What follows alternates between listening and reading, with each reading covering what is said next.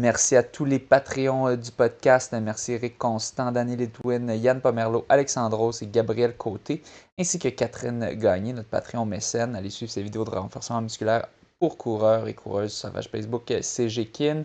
Et finalement, petit rappel, utilisez le code promo 1JARI pour avoir 10% de rabais au demi-marathon Mont-Tremblant. C'est le 11 août, ça approche, c'est très bientôt. Ça va être une super belle course. Plein de lapins pour pas mal tous les temps que vous pourriez vouloir. Ben, c'est sûr, certains temps, on n'a pas de lapin en bas de 1h30 pour le demi-marathon, mais on a quand même beaucoup de lapins. Super belle course à venir. Des belles bourses pour les élites, 500, 300, 200 pour le top 3. Donc, c'est un rendez-vous. Et sur ce, bonne écoute.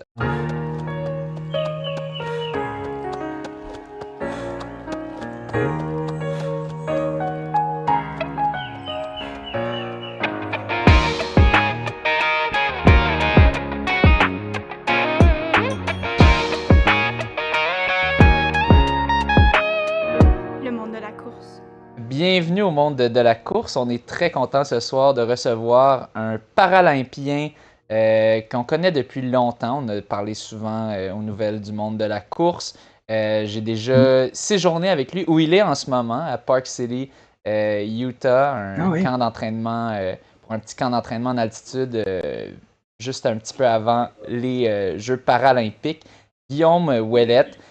Qui récemment eu la nouvelle, on a parlé au dernier épisode de nouvelles si je ne m'abuse, qu'il était qualifié pour les Jeux paralympiques. C'était une décision qui sortait vraiment à la dernière minute. Il a réussi, tu as réussi à te qualifier, je pense, en grande partie grâce à ton 14,45, je ne me trompe pas, à Ottawa. Oui, c'est bien ça, ouais, à Ottawa, un petit peu dernière minute, là, mais oui, c'est ça, ça a été vraiment jusqu'à la fin. Là. J'ai dû attendre jusqu'à la fin pour pouvoir assurer ma qualification là, pour les Jeux. Ça a été compliqué que je pensais là, quand les critères avaient sorti. Puis il y a comme un gros concours de circonstances qui a fait que on avait 2 ans pour se classer. Puis, l'année passée, ça a donné que j'ai pas fait beaucoup de 5000. Puis, les 5000 que j'ai faites, qui ont été, soit des conditions étaient vraiment exécrables ou c'était des courses stratégiques en championnat. Donc, ça a comme un peu compliqué un peu ma qualification. Mais là, c'est réglé, c'est fait. Je vais prendre part à mes 3e jeux. Fait que je suis très content que ce soit réglé. In extremis, ta dernière chance, pas mal, parce que là, je pense que c'est ça qu'on voit dans les nouvelles, ça risque d'être tes derniers Jeux paralympiques. T'as quel âge en ce moment? J'ai 37, puis 37. bientôt 38. Là, ouais, fait que je sens l'effet de l'âge qui commence à se faire sentir. Ben, je pense qu'on commence tout à le ressentir. Ben oui. Entre autres sur la vitesse, déjà quand on n'en a pas à vendre, on s'en rend compte encore plus. Ça prend plus de temps de bâtir une forme spécifique aux 5000. Puis on est encore on est tout le temps on tombe dans un plus haut pourcentage de notre vitesse max. Fait que plus qu'on vieillit, plus c'est difficile, mais on compense avec l'expérience. Puis je pense que ça, justement, 37 ans, mes derniers jeux, ça me va. Peut-être 1 ou 2 derniers championnats du monde. Là, puis je pense que je vais avoir fait le tour de la chose. Puis je vais avoir eu bien du plaisir dans tout ça. Oui, ben c'est ça, on parle souvent les athlètes de longue distance. Ben, je pense 5000 mètres, demi-fond, non, c'est fond. Je pense que c'est fond ou c'est demi-fond. Okay. Ouais, je pense que c'est. Est-ce que c'est la ligne entre les deux? Ouais, je pense, c'est ça. C'est très limite. Là, c'est ça la ligne. 10 000 mètres, ça, je sais que c'est fond. 5000, je pense c'est fond. Je pense que c'est 3000, c'est encore demi-fond. Mais bref, on parle souvent de marathon. On regarde Kipchoge, je pense qu'il y a 39, si je ne me trompe pas, qui s'en va aux Olympiques. Mais tu sais, c'est un spécimen aussi, il faut le dire. Bekele, je pense qu'il y a 40, si je ne me trompe pas. Oui, quelque chose comme ça. Ouais. Ou même 41, 42. Mais ça, c'est marathon. Marathon, 5000 mètres, grosse différence entre les deux. Donc ben, c'est quand même très fort quand même à 37 ans d'avoir réussi à te qualifier. Tu es dans la catégorie T13, donc ça c'est un certain handicap visuel. On verra plus tard en fait, parce que je vais te demander la question en premier de comment es-tu entré dans le monde de la course? Parce que c'est la première chose par laquelle on commence les podcasts avec une personne qu'on sort pour la première fois. Donc, on commencera avec ça, puis éventuellement, on pourra aller sur exactement c'est quoi la catégorie T13. Donc, Guillaume Ouellette, merci encore d'accepter l'invitation et je vais te demander Yes. comment Merci. es-tu entré dans le monde de la course? Mais merci pour l'invitation en passant, les gars, puis c'est super apprécié. Puis c'est une drôle, je dirais, c'est tu sais, je le vois un peu comme deux étapes. Là. Tu sais, il y a eu mon étape au secondaire où moi, à ce moment-là, j'avais pas d'handicap visuel, j'avais un développement moteur normal, j'avais aucune idée qu'un jour j'allais avoir un handicap visuel. Puis j'étais quelqu'un de super actif. Moi, quand il y avait un tournoi de badminton le midi, j'y allais. Quand il y avait une activité de soccer, j'y allais. Je faisais à peu près tout. J'ai joué beaucoup au hockey quand j'étais jeune. Moi, dans le fond, j'ai grandi à Québec. Puis, entre autres, je suis allé à l'école à Loretteville. Puis, à cette école-là, il y avait un de mes meilleurs amis, c'est Maxime Leboeuf. On a grandi ensemble. Encore aujourd'hui, c'est un de mes super bons amis, Max. On se parle souvent. Puis, Maxime, à ce moment-là, il était un super athlète, faisait du ski de fond, du biathlon, faisait le cross-country. Fait que, moi, c'était comme mon ami hyper bon dans les sports d'endurance que on regardait, c'était comme hey, Max, c'est comme la machine de l'école. Et encore aujourd'hui, on a le même regard. Encore, c'est ça. exactement, que Max qui est hyper polyvalent dans tout. Ouais. Puis ça a commencé comme ça. Moi, dans le fond, c'était un peu par contagion. J'ai eu le goût d'aller essayer le cross-country au début. Après ça, un petit peu d'athlétisme. Dans le fond, j'ai essayé, j'allais à quelques pratiques en athlétisme, là, justement, à l'école secondaire Roger Comtois à Québec. Il y a comme plein de monde qui sont encore dans le domaine de la course à pied aujourd'hui. C'était Sylvain Cloutier qui était comme assistant coach à ce club-là. Jean-Samuel Lapointe était en secondaire 1. Qui lui il faisait de la course. Bref, j'ai fait quelques trainings avec lui au secondaire. Ben, avec lui, il était très là. Déjà, même s'il était en secondaire 1, puis moi en secondaire 4, il était vraiment meilleur que moi. Il était en avant parce que lui s'entraînait pour de vrai. Puis c'est comme ça un peu que j'ai commencé. J'ai fait des régionales cross-country. J'ai fait un 800, un 1500, des affaires comme ça. Ou provinciaux scolaires, des petits trucs comme ça. Est-ce que tu te démarquais ou tu dirais que tu étais comme mid-pack au milieu de zéro, j'étais vraiment pas très bon. Là. OK. Ma qualité, je pense, en course à pied, c'est que je réponds bien à l'entraînement. Puis à ce moment-là, je ne m'entraînais pas vraiment. OK. J'avais pas un talent naturel pour ça. Étrangement, je détestais la course. Là, c'était la compétition aussi. J'en ai pas fait beaucoup. J'ai fait peut-être 6-7 courses. Puis à chaque course, j'étais comme pourquoi je fais ça? J'aime pas ça. C'est complètement ridicule. Quand même débile aujourd'hui, tu fais des 5000 Est-ce que tu t'es répondu à cette question-là à l'époque? Pourquoi tu faisais ça si tu haïssais ça? Au secondaire, si on arrive quelque chose, on ne le fait pas, là, à moins d'être forcé. Des fois, tu ne fais pas ce que tes amis le font. Je l'ai fait une couple de fois. Mes amis le faisaient, fait que moi, je le faisais. Okay. J'avais des amis qui avaient quand même une bonne influence sur moi, au moins. Au secondaire, des fois, ça peut virer d'une mauvaise influence. Dans mon cas, c'était des amis qui avaient une bonne influence. La réponse, ça s'est arrêté assez vite. Je me suis dit, non, j'aime pas ça faire ça, fait que j'arrête ça. Fait que j'ai complètement arrêté la course à pied après. J'ai fait comme justement à peu près 6-7 courses, quelques entraînements et c'est tout. Vraiment très, très limité ma carrière au secondaire. Fait que là, j'ai mis ça de côté pendant comme plusieurs années. Puis j'ai continué à jouer au hockey, j'avais du plaisir là-dedans. Puis après ça, c'est vraiment quand j'ai su pour mon handicap visuel, moi à ce moment-là, j'avais justement début cégep. Tout de suite, j'ai commencé à penser à un jour, j'aimerais ça faire les Jeux paralympiques. C'est la première chose que j'ai su pour mon handicap. Quand j'ai su pour mon handicap visuel, si je me suis dit c'est un objectif que je veux faire. Je ne savais pas trop en quoi.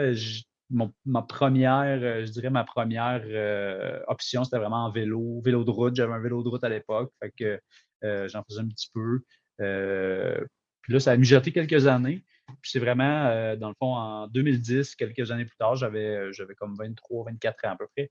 Je ne sais pas pourquoi, c'est arrivé un genre de déclic. C'était un peu le début de la première vague de folie de la course à pied, là, parce que début 2010, la reprise de la course, là, je me suis dit, je vais m'inscrire à Ottawa aux 10 km de la fin de semaine des courses. Je me fixe comme objectif de courir en bas de 40 minutes mon 10 km. Puis ça a commencé comme ça.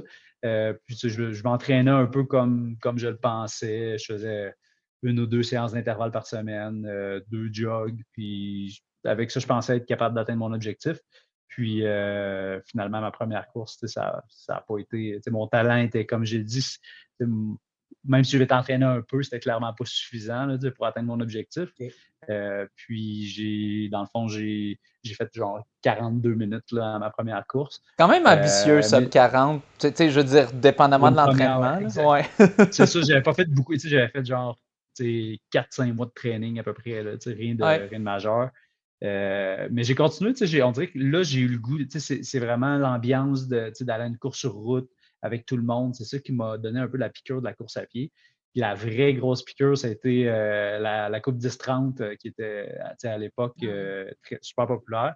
Puis là, plus tard dans l'été, là, j'ai réussi, j'ai fait 39-50. Puis là, moi, c'était à la fin du monde. J'étais comme, hey, wow, j'ai réussi de quoi de big là, dans ma tête. J'étais vraiment heureux.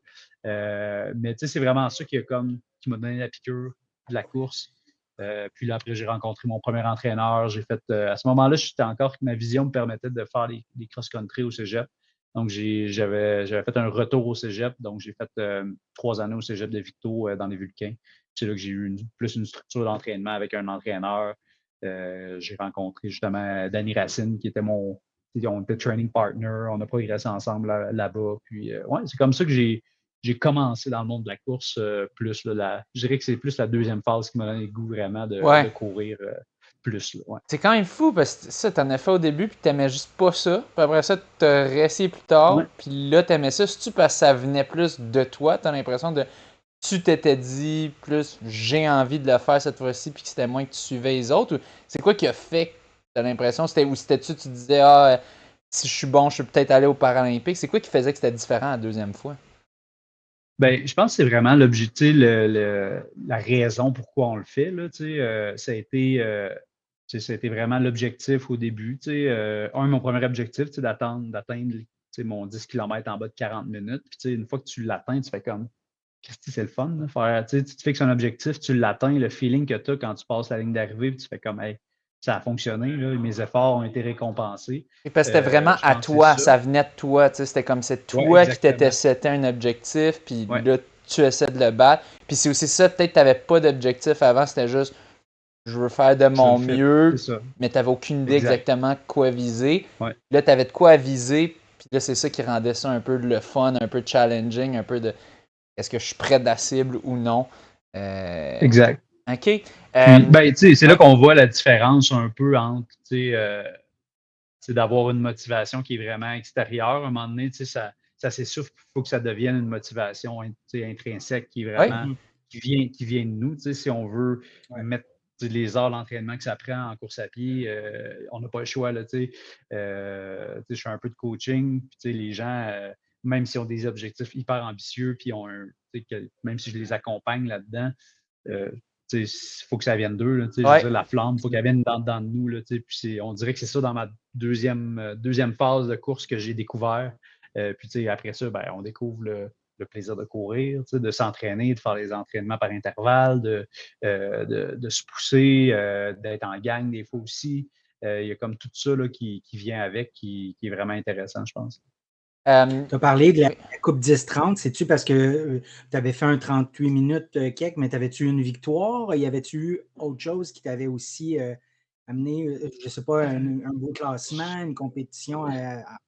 Je pense que j'avais fait deuxième dans ma catégorie d'âge à cette époque-là. Mais j'avais déjà à cette époque-là, j'étais comme les catégories d'âge, j'étais comme c'est correct. Là, il y en a 3 qui passent la ligne d'arrivée en premier, puis c'est eux, j'étais quand même assez loin d'eux. Là, à cette époque-là, je pense que la Coupe 10-30 était quand même assez forte. Là.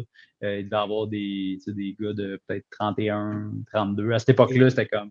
Hey, à cette époque-là, c'était très fort. Il n'y avait pas beaucoup. Exactement, Ouais. au Québec, c'était la grosse. Ouais. C'était des gars qui dominaient au Québec avec ces chronos-là. OK. Ouais. Mais non, j'étais quand même très loin de tout ça. C'est vraiment plus après, avec je pense, ma réponse à l'entraînement que j'ai réussi à progresser un petit peu plus. Là. Et tantôt, tu parlais Oui, aussi puis de. avec. Oui, vas-y, Mathieu. Ben, j'allais dire, est-ce qu'à ce moment-là aussi, l'objectif de participer aux Paralympiques était présent et c'était une motivation supplémentaire? Déjà à C'est ce venu, moment-là? c'est vraiment venu assez vite. Là, je te dirais, ça a tout le temps été quelque chose en arrière de la tête, là, que je réfléchis un petit peu de temps en temps. Puis là, dans le fond, j'ai fait ma première saison avec l'équipe de cross-country. Puis là, j'ai vraiment progressé à mon échelle, là, bien sûr. Au début de la saison, j'étais comme 6e coureur de l'équipe. Après ça, 5e, quatrième, troisième, puis j'ai tombé 2e meilleur coureur de l'équipe derrière Danny au championnat canadien à Fredericton en 2010, justement. Fait que tu fais comme la boule de neige grossit, tu fais comme tu tombes dans un moment où ça progresse vraiment beaucoup. Puis là, déjà, dans le fond, ça c'était à l'automne 2010. Après ça, 2011, j'ai continué à m'entraîner. J'ai encore une meilleure saison en 2011. Puis là, on arrive 2012, c'est l'année des Jeux de Londres. Puis c'est là que je fais vraiment les démarches parce que là, je suis rendu à peu près un coureur de.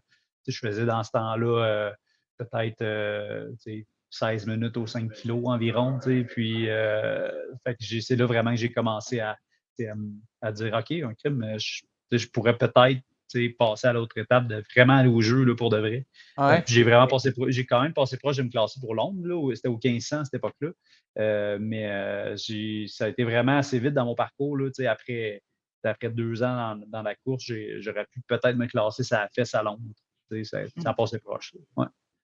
Tu parlais de quand tu as réalisé que tu as appris que tu avais un handicap visuel. Comment tu as appris ça? Puis dans le fond, j'imagine que c'était un peu dégénérescent parce que tu disais au début c'était moins pire parce que tu peux faire du cross. Ben, raconte-nous un peu Ouais. comment tu as découvert ça. Oui, ça un autre un peu concours de circonstances. Je dirais dans le fond, c'est une maladie qui est héréditaire, donc il y en a des fois dans la famille. Puis moi, j'ai un frère plus jeune. Et puis là, mon frère, il avait des lunettes, à ce moment-là, il était plus jeune, puis il est allé voir l'optométriste pour changer ses lunettes. Puis l'optométriste a comme décelé des signes d'une maladie dans son œil. Là, il est allé voir un ophtalmologiste. Puis, dans le fond, lui, il a dit tu es porteur de la maladie qui s'appelle la choroïdérémie. Puis, cette maladie-là, dans le fond, c'est héréditaire, donc il y a des bonnes chances qu'il y en ait dans la famille. Fait que là, les premiers symptômes, c'est vraiment que tu ne vois pas bien le soir quand c'est sombre. Fait que là, moi, j'étais un petit peu plus. J'avais 18 ans à cette époque-là.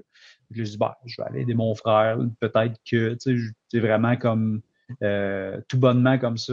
Moi, j'étais sûr que j'avais une vision parfaite. Je ne vois pas bien le soir, mais je pensais que tout le monde voyait comme moi.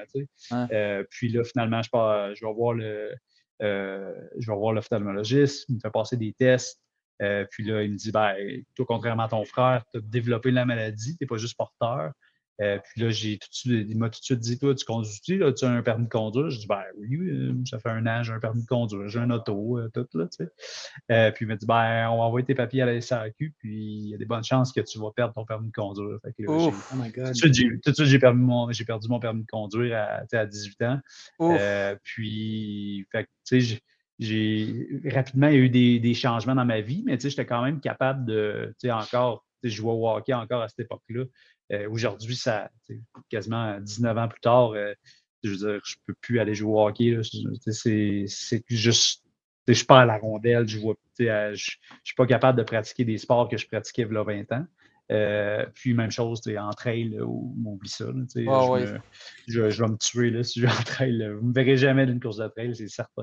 Toi, Si vous me voyez, c'est comme spectateur. t'es un de ceux que c'est sûr qu'il ne va pas virer coureur de trail après sa carrière sur la piste. Aucune chance, exactement. Mais tu as ça dans un œil ou les 2 yeux?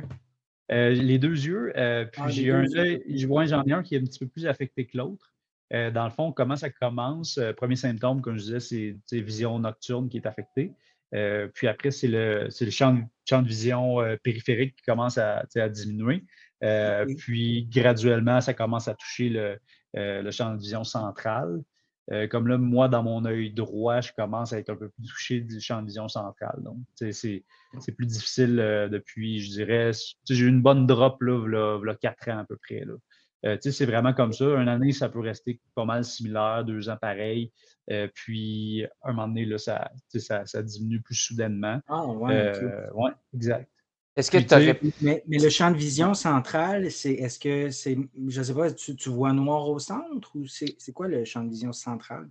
dans le fond, c'est juste que tu vois juste plus. C'est comme un périphérique, mettons, ça commence que c'est comme un peu un angle mort sur une voiture. Oui. Tout le monde en a un peu là, ou le nerf optique. Puis, c'est vraiment juste un endroit que tu vois pas. Fait que tu vois juste pas l'objet là, peu importe quoi.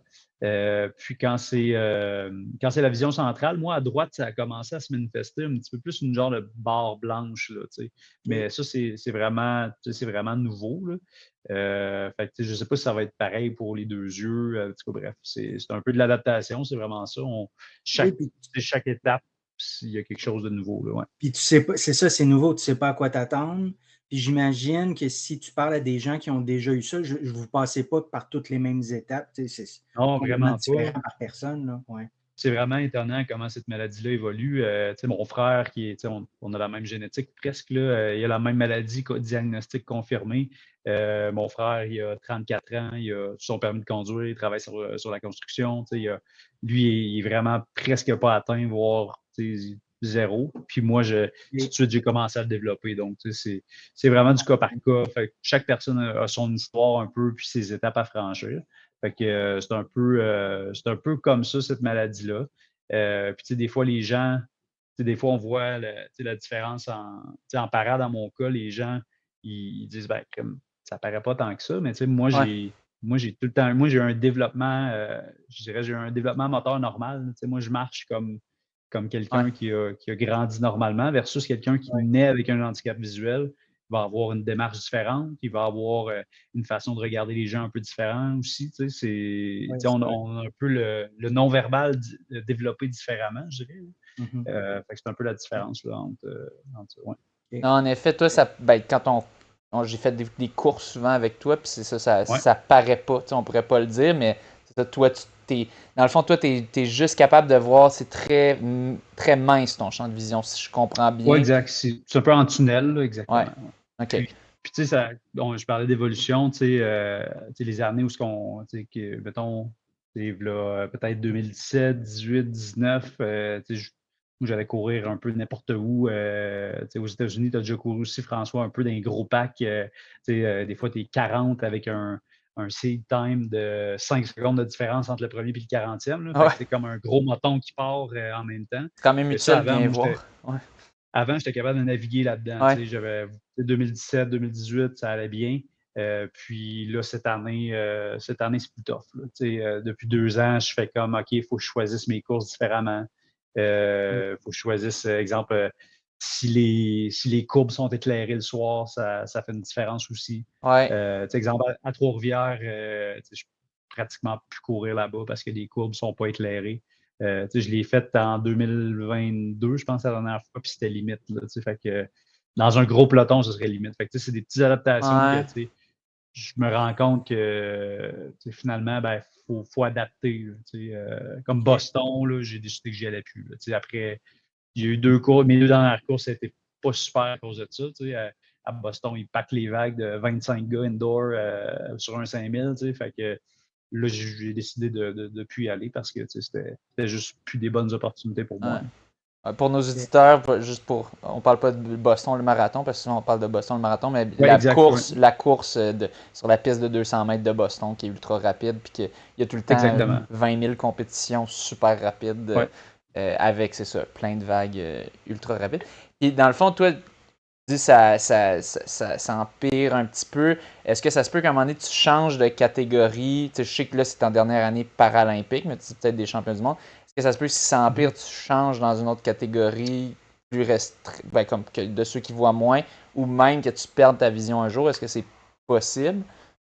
Ben, en fait, oui, ces deux scénarios-là sont vraiment possibles, là. OK. Nous, on est, au niveau du parent, quand on a un handicap comme le mien, qui est comme dégénératif, on Oui, a des dates à se refaire, ce qu'on appelle classifier. oui, C'est soit aux 2 ans, soit aux 4 ans. Puis moi, j'avais été classifié en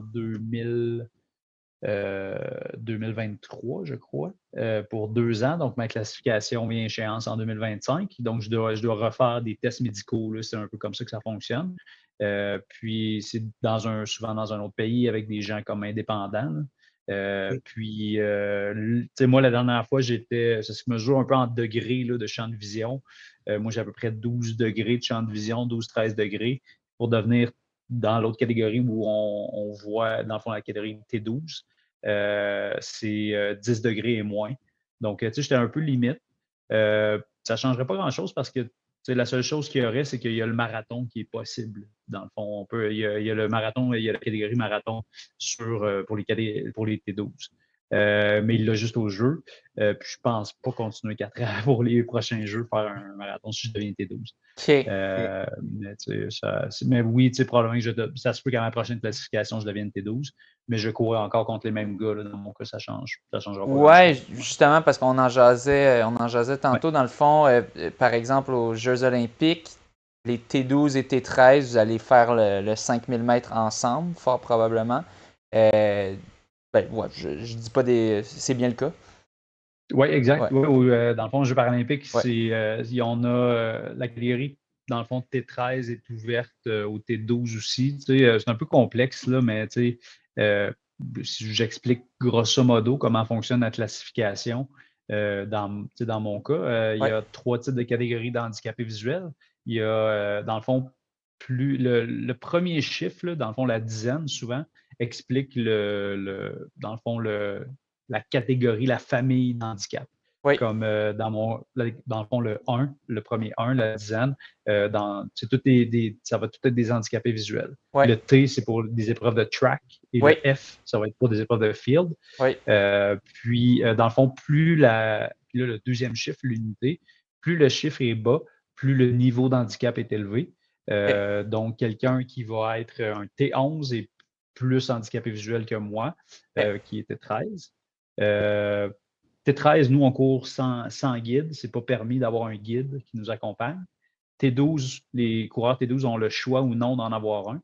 Et les T11 sont obligés d'en avoir un. Et en plus, ils doivent avoir un genre de bandeau pour assurer 100% qu'ils ne voient pas, là. Donc, Ah, OK. 11, c'est ouais, exact. aveugle, dans le fond. Bandeau, lunettes. Ouais, aveugle OK, complètement.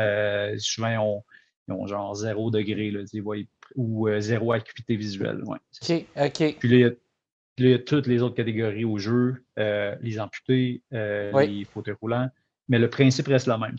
oui, Le dizaine explique le type de catégorie. Comme tout exemple, la catégorie 30, dans le fond, 31, 32, 33, 34, ainsi de suite, jusqu'à 38. Ça, c'est toute la catégorie paralysie cérébrale. oui. Puis là, tu as OK. 2 types. Tu as comme latéral, puis de haut en bas. Il y a des fauteuils roulants. Puis, bref, il y a tout ça. Là, c'est assez complexe là, comme système d'apprendre tout ça.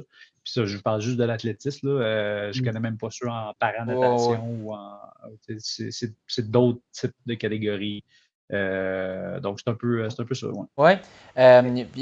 Aussi, pour vous classer pour les Jeux paralympiques, c'est différent des Olympiques. C'est un autre système. Il n'y a pas de. Je pense pas qu'il y a le système de points World Athletics puis tout ça. Euh, Peut-être qu'il y en a un, mais que c'est différent. Dans le fond, veux-tu nous expliquer un peu, toi, c'est quoi que tu avais besoin de faire? C'était quoi un peu que tu avais besoin pour te classer? Puis qu'est-ce qui a mené à ta classification récemment? Oui, oui, absolument. C'est vraiment différent. C'est deux systèmes séparés. C'est deux. Il y a World Athletics, puis il y a World Para Athletics, puis c'est deux organisations séparées. OK. Dans certains sports, comme le vélo, exemple l'UCI chapeaute le para et le able body. C'est vraiment du cas par cas. Chaque fédération décide. Puis nous, comment on pouvait se classer, en fait, c'était la première étape. Dans le fond, nous, dans le fond, on ne classe pas c'est pas un athlète qui se classe, c'est vraiment, nous, comme un athlète peut donner une place pour son pays. Puis là, il y avait plusieurs façons de le faire. La première, c'était de déterminer top 4 au championnat du monde l'année passée. Ce que j'ai fait. Donc, moi, j'ai contribué, j'ai donné un spot au Canada.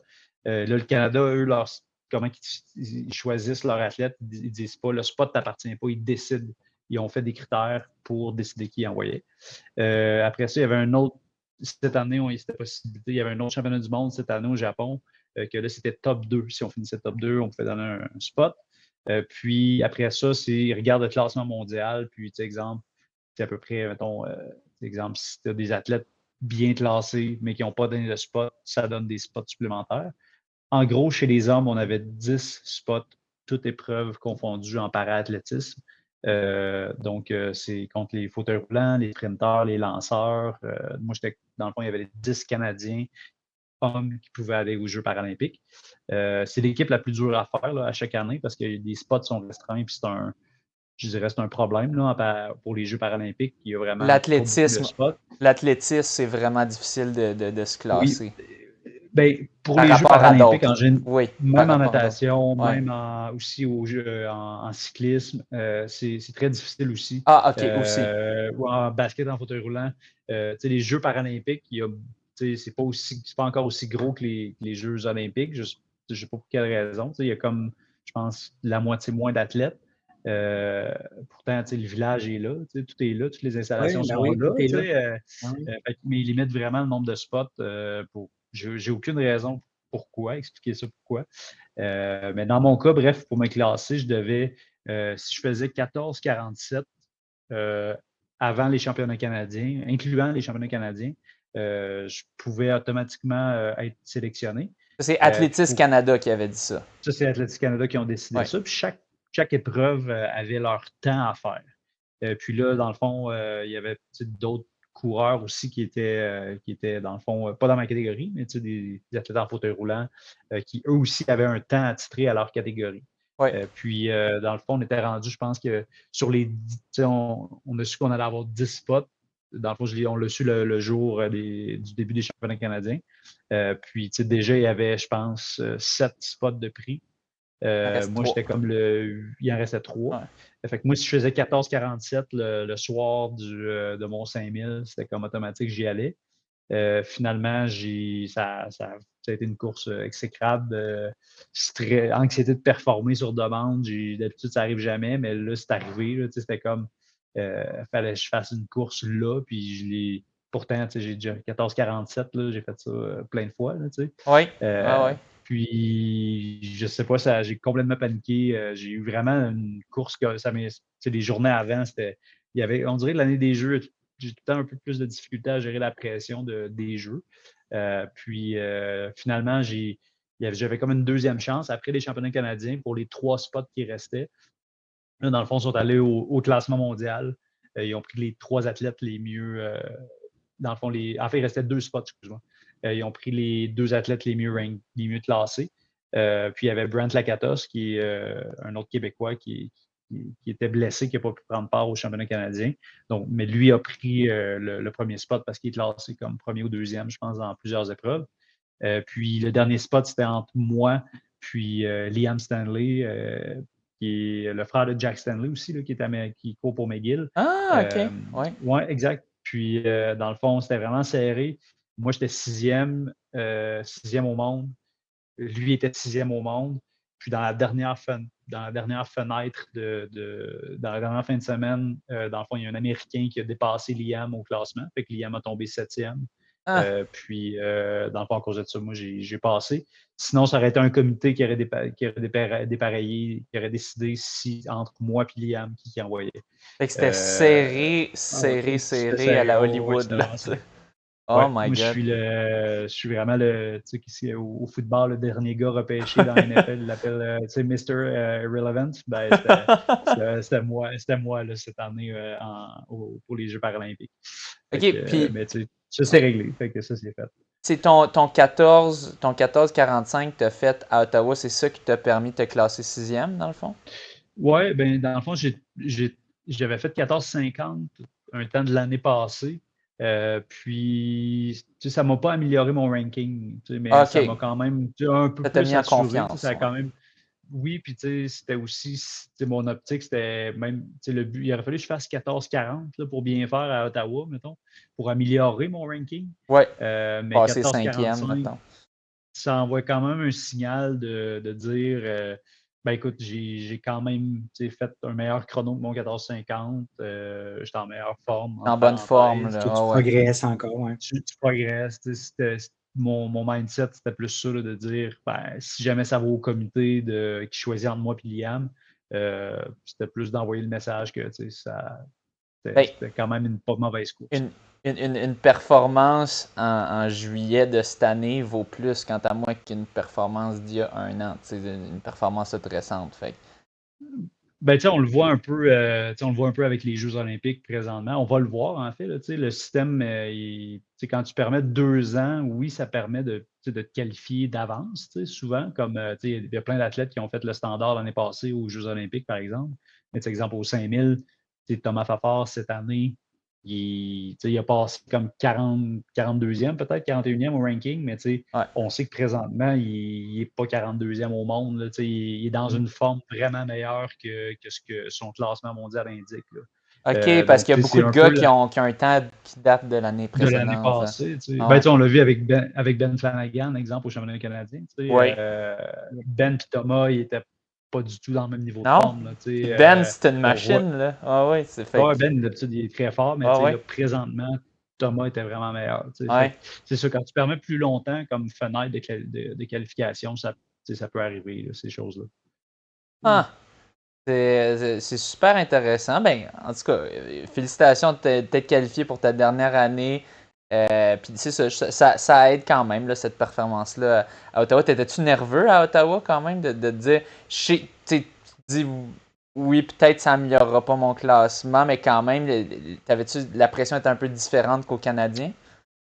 Oui, ben, j'ai vraiment, je dirais, c'est fou, là, j'ai 37 ans, ça fait pratiquement 11 ans que je suis sur l'équipe nationale. J'ai fait d'autres Jeux paralympiques, j'ai fait des championnats du monde, j'ai fait des dizaines de courses, des centaines de courses, mais j'ai quand même encore appris sur moi-même dans ce dernier 3 Ben oui. semaines-là. Ouais. La gestion de comment l'anxiété de performer peut nuire, des fois, puis comment tu peux gérer ça. Puis, j'ai vraiment travaillé énormément dans ces 2 semaines-là, comme qu'est-ce que je dois faire, pour gérer les petits doutes que notre cerveau nous envoie, le stress, se parler à soi-même. Pendant la course aussi, ça a comme Ouais. été vraiment une période vraiment intéressante que je suis malgré tout, j'aurais aimé ça me classer avant, mais Ouais. je suis content d'avoir appris sur moi. Puis je pense que le but, c'est à chaque saison, à chaque course, à chaque opportunité, d'apprendre quelque chose, puis de mettre ça dans notre sac à dos, puis on garde ça pour la prochaine. Parce Ouais. que, Est-ce que ouais. est-ce que tu as l'impression que ta course au championnat canadien, c'était la première fois que tu vivais une course de ce genre-là, comme à domicile, la pression, l'anxiété, à ce niveau-là d'anxiété, c'était-tu la première fois que. Je dirais c'est vraiment la première. J'ai déjà eu du stress par rapport à d'autres courses, que ce soit peu importe quand, en fait. Là, c'est Ben, normal puis qu'on tu soit as nommé stressé là, avant les une course. championnats canadiens, des Jeux Exact. paralympiques. Je veux dire, tu as ton lot de compétitions importantes. Oui, exact. Mais première fois vraiment que j'ai perdu le contrôle sur tout ça, là, ça, c'est vraiment la première fois que ça m'est arrivé. Puis, je suis. J'ai. Je- c'est pas que j'étais pas en forme, là, Non, c'est ça. Ben, c'est ça, je quelques faisais semaines des plus super tard, tu as bons fait un entraînements. 45, C'est ouais, c'est ça, ça. exact. Puis même, je suis certain que ça ne représente pas mon niveau de forme. Je sais que je suis plus en forme que ça. Ouais. Avec les années, on sait ce qu'on fait à l'entraînement, on sait à peu près. Fait que non, je pense que ça peut arriver. Je pense que ça peut arriver n'importe quand, n'importe Une qui. mauvaise journée. Ouais. Exactement, mauvaise semaine. Là, ça a été une accumulation de plusieurs journées, je pense. Là. OK. Fait que, mais tu sais, c'est mieux de le faire, de le vivre là, que de le vivre au jeu. parce qu'il y en a tout le temps de la pression. Je veux dire, il faut s'attendre que ça peut arriver une autre fois. Là, fait que il faut juste s'outiller pour réagir dans ce moment. Exact. Comme tu dis, ça rentre dans le bagage d'expérience. Puis là, ce que je comprends, c'est que ta course d'Ottawa est venue quelques semaines plus tard. Donc, ça. Même pas une semaine après, 10 jours après. Une semaine après. Donc, 10 jours après. Ça a dû être un gros, là, j'ai le terme anglais, un relief, là, comme un soulagement, là, dans le fond. En même temps, tu le savais, j'imagine. Mais tu savais ton niveau de forme, c'était quoi? C'était juste, ça avait été un coup de bad luck, là, un peu. Ouais, il fallait juste l'exécuter. Il y avait des petits détails, mais oui, c'est ça, ça a quand même été un soulagement de le faire, même si ça n'améliorait pas la situation. C'était comme, c'est fait, c'est ça que j'ai à offrir pour me classer cette année, puis il arrive ce qui arrive. Puis là, une semaine après, je partais ici en Utah.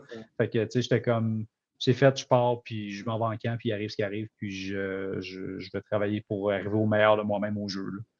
Ouais, justement, en ce moment... Oui, vas-y, Mathieu. Est-ce que le camp aurait eu lieu pareil si tu n'avais pas eu ta qualif pour les Jeux? Oui, tout était booké. Fait que j'avais pas le choix. Les billets d'avion étaient bookés, l'hébergement était booké. Ça faisait 1 an que j'ai booké cet hébergement-là, dans l'optique que c'est ça que j'allais faire comme pré-camp au jeu.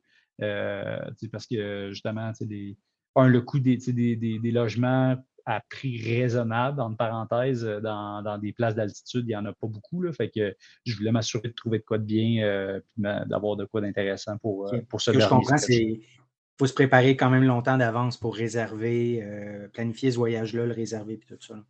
Oui, idéalement, mais ça vient aussi avec un lot de si jamais je ne classe pas, je suis un peu dans le trouble. Mais c'est ça arrive, j'étais à l'aise avec ça. Puis je me suis dit, si jamais je ne classe pas, je vais continuer à m'entraîner. Je vais essayer de faire les championnats du monde l'année prochaine. Oui, puis au mois d'août, je vais trouver une opportunité de juste faire une bonne course, peu importe où. Je ne savais pas trop où j'allais aller et ce que j'allais faire, mais je savais qu'il allait y avoir de quoi d'intéressant là, éventuellement. Et à Park City, Utah, que j'ai eu le plaisir de découvrir il y a peut-être 6 ans. Hey, ça fait déjà 6-7 ans de ça, je pense. 2018 de mémoire. 2018, ouais, fait que 6 ans. Exact. Et pas là, que le temps passe vite. C'est fou, hein? Toi, tu y vas-tu à chaque année à Park City? En fait, je suis allé les dernières fois, je suis allé en 2016, 2017, 2018. Après ça, je suis pas allé en altitude. 2019, j'étais blessé. 2020, j'étais supposé y aller, mais il y a eu la pandémie. 2021, je suis allé à Flagstaff. 2023, j'étais allé à Flagstaff. Puis au printemps, j'étais allé à Flagstaff aussi. Fait que, j'ai fait un peu les 2 spots. Là, je pense que c'est les 2 meilleurs spots là, personnellement pour l'altitude aux États-Unis. Lequel tu préfères, Flagstaff ou ici? Moi, j'ai entendu dire Flagstaff, c'est juste plate. Je sais pas si c'est comme il n'y a rien à faire, mais c'est pas mauvais pour l'entraînement. Là, mais... Je te dirais l'ambiance de course à pied, là, on la ressent vraiment à Flagstaff. Tu croises il y a NAU, le gros campus universitaire qui est vraiment un powerhouse en cross-country puis en track. Fait que, les places pour courir sont un petit peu plus intéressantes.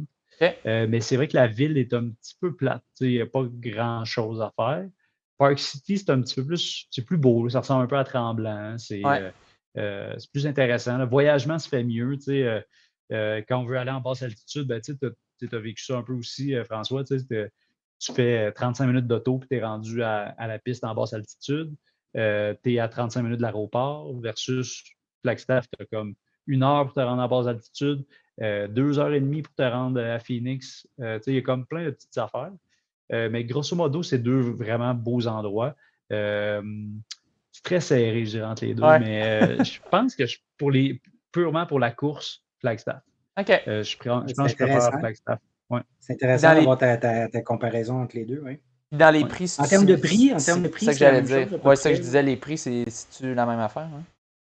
C'est surtout depuis quelques années, ça a vraiment augmenté. Là. Ah ouais? Ouais, c'est ça. Mettons pour te donner un exemple. Ouais. Ben, tu sais, louer si c'est un condo de 3 chambres, je pense que j'ai booké ça à 1 an d'avance, puis il n'y avait rien qui était similaire, c'était le moins cher, puis c'est super bien où ce qu'on est. Là. Ouais. Mais pour un mois, c'est 5600$ pour un condo de 3 chambres.